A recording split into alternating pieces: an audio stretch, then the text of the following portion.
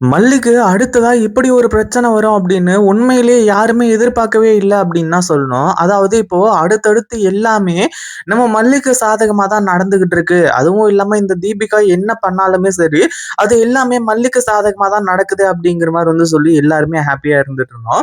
அதுவும் இல்லாம இப்போ தீபிகா மேடத்தையும் சஸ்பெண்ட் பண்ணிட்டாங்க அப்படிங்கிற மாரி சொல்லி நினைச்சுக்கிட்டு இருந்தோம். அதாவது இந்த கேஸ்ல இனிமே தீபிகா மேடத்தால எதுவுமே பண்ண முடியாது.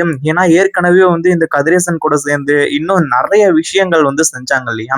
அதாவது நம்ம மல்லிய எப்படியாச்சும் ஜெயிலுக்கு அனுப்பியே ஆகணும். தண்டனை வாங்கி குடுத்தே ஆகணும். தப்பு பண்ணாங்களோ இல்லையோ, ஆனா தன்னோட தம்பி விஷயத்துல ரொம்ப பெரிய தப்பு பண்ணியிருக்கா அப்படிங்கிற மாரி சொல்லி நம்ம மல்லிய ஜெயில்ல தூக்கி போடணும் அப்படிங்கிற மாரி நெனைச்சாங்க. ஆனா அதே சமயத்துல இப்போ அந்த ஒரு விஷயத்தினாலயும் சரி, அத விட இன்னொரு ஒரு விஷயத்தினாலயும் சரி, கடைசியில இப்படியெல்லாம் நம்ம மல்லிக்கு நடக்கும் அப்படின்னு எதிர்பார்க்கவே இல்ல. ஏன்னா நம்ம மல்லிய தூக்கி ஜெயில்ல வைக்கணும் அப்படிங்கிற மாரி ஒரு விஷயத்த மட்டும் நெனைச்சா பரவால்ல. அதுவும் இல்லாம இங்க நம்ம விஜய் ஒரு பக்கம் நம்ம மல்லியோட மனச ரொம்ப கஷ்டப்படுத்திட்டு இருந்தாங்க. பட் இருந்தாலும் நம்ம விஜய் எவ்வளவோ சமாதானப்படுத்தணும் அப்படிங்கிற மாரி பாக்குறாங்க. ஆனா நம்ம மல்லி கேட்கக்கூடிய விஷயம், அதாவது விஜய் கிட்ட கேக்குறாங்க. இந்த மாரி நீங்க உங்க பொண்ணுன்னு தானே சொன்னீங்க. அப்படி இப்படின்ற மாரி சொல்லி. ஏன்னா நம்ம மல்லி உங்க பொண்ணு, என் பொண்ணு அப்படின்ற மாரி எந்த ஒரு பாகுபாடும் இல்லாம தான் இத்தன நாளா பார்த்துக்கிட்டு இருந்தாங்க.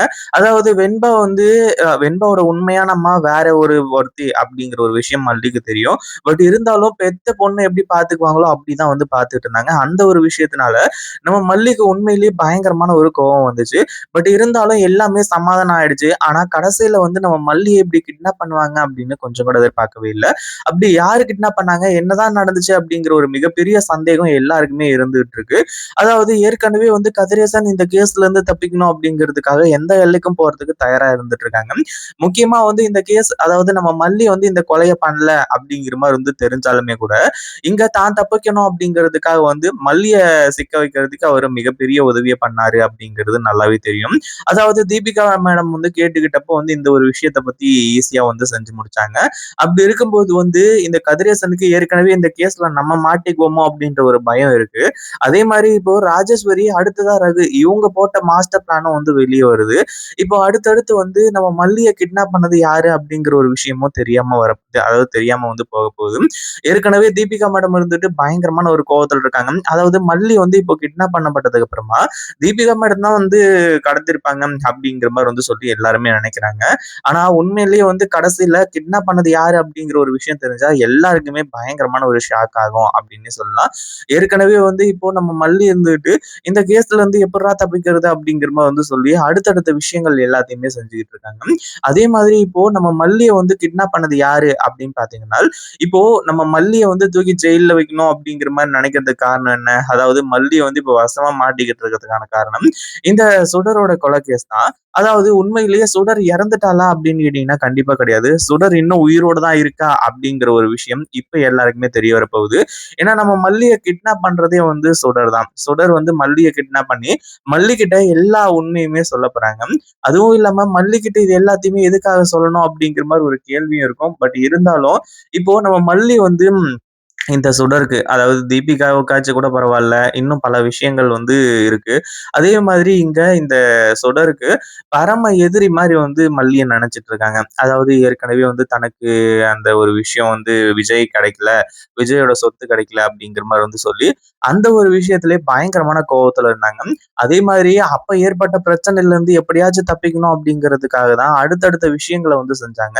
அப்படி என்ன விஷயம் செஞ்சாங்க அப்படின்னு பார்த்தீங்கன்னா, அதாவது இந்த ரகு கிட்ட, அடுத்ததா ராஜேஸ்வரி கிட்ட, கதிரேசன் கிட்ட, இன்னும் போலீஸ் கிட்ட இருந்து எல்லார்கிட்ட இருந்தும் தப்பிக்கணும் அப்படின்னா, இது ஒண்ணுதான் வழி. அதே மாரி தான் கையில இருந்த அந்த வெண்பா அப்படின்ற ஒரு மிகப்பெரிய ஒரு பிரம்மாஸ்திரம் நம்மள விட்டு போயிடுச்சு.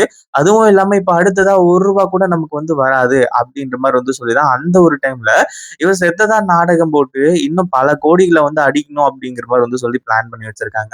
அதுக்காக தான் இப்போ மல்லிய கடத்தியிருக்கிறதும், அதாவது இதுக்கு முன்னாடி வெண்பாவ கடத்தி வச்சு பணம் கேட்டாங்க. அந்த ஒரு டைம்ல பணம் குடுக்கறதுக்கு தயாரா இருந்தாலுமே கூட, கடைசியில மல்லி அங்க மாஸ் என்ட்ரி குடுத்து வெண்பாவ காப்பாத்திட்டு வந்தாங்க.